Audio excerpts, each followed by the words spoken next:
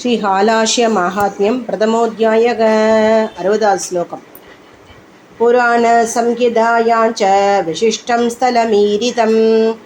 वक्षे पुराणं तत्पुण्यं श्रीमद्हालाश्यसंहितं श्रवणादेव भावग्नं वेदान्तार्थप्रकाशकं वेदादिषु निगूढार्थपुराणेषु प्रदर्शितः तस्मात् सर्वपुराणेषु हालस्यं प्रतिपादितं तथापि तस्य माहात्म्यं स्कान्दे तु बहु दृश्यते। स्कान्दमध्ये प्रवक्ष्यामि पुराणं श्रुतिसारजं षड्विधं संहिताभेदैः 50 आद्या सनत्कुमारोक्ता द्वितीया सूतसंहिता तृतीया शाङ्करी प्रोक्ता चतुर्थी वैष्णवी मता पंचमी संहिता ब्राह्मी षष्ठी सा सौरसंहिता तृतीया शाङ्करी यातो संहिता सम्प्रकीर्तिता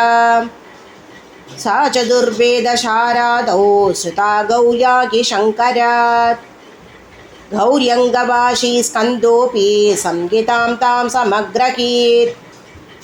स चावदत् स्वशिष्याय तामकस्ध्याय पृच्छते तथा आनन्दवनेदेन मुनीनां दीर्घदर्शिनां प्रोक्ता सा पृच्छतां प्रीत्या वसिष्ठादिमहात्मनाम् अगस्त्यसंहितेत्यासीतन्नाम्ना शारदसंहिता सर्वान् कामान् सदा ददाति कामधेनुरिवसृता तामद्य वक्षे युष्माकं लोकानां च हिताय च पुरातने पुण्ये पुराराधे पुरे शुभे वारणासीति प्रदिते सर्वेषां मुक्तिसिद्धिते भागीरथी पयभूर भावनीकृतभूतले विशालाक्षी विश्वनाथ सानिध्यत्या सर्वसिद्धिते शिवलिंग प्रतिष्ठाञ्च गर्दुमुद्दमम् अध्वरम् सत्यलोकात् समागम्य ब्रह्मालोकाभिधामकः पितामहेश्वरं लिङ्गं प्रतिष्ठाप्य स्वनामतः अकरोदस्वमेधानां दशकं तस्य सन्निधौ तथानीं नैमिषारण्य प्रमुखक्षेत्रवासिनः आययुर्मुनयः सर्वे यज्ञविद्याविशारदाः वसिष्ठवामदेवाद्या महात्मानश्चिरन्दनाः तस्याद्विजः समभवन् प्रार्थिता पद्मयोनिना निवृत्ते अवभृत्स्नाने पितामहमहौक्रदोः सत्कृता च यधान्यायं दिव्यैरत्नैः च काञ्चनैः वाशोभिर्भूषणैरन्यैर्महादानैः च वेदसा ते सर्वे परमां तुष्टिं सम्भ्रामुर्मुनिपुङ्गवाः विधेरनुज्ञया पश्चात् तीर्थेषु स्नातुमुद्यताः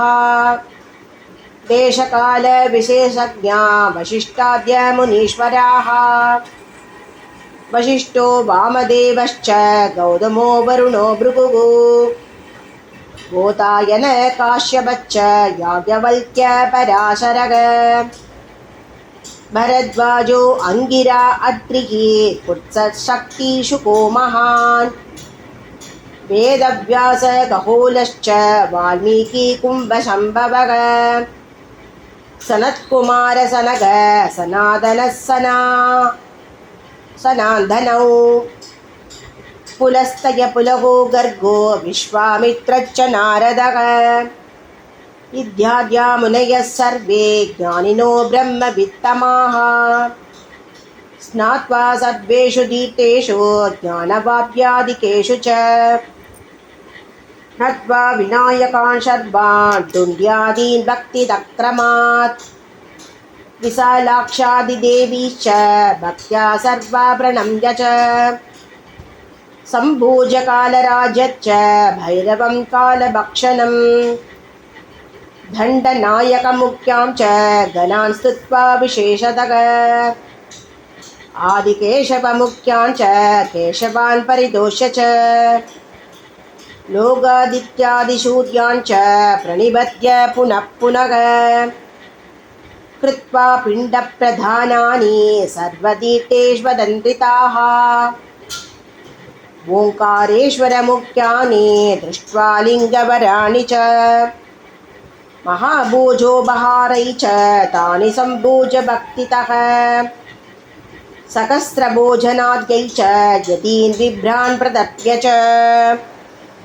पुनर्मुनीश्वरा सर्वे दृष्ट्वा तु मणिकर्णिकाम्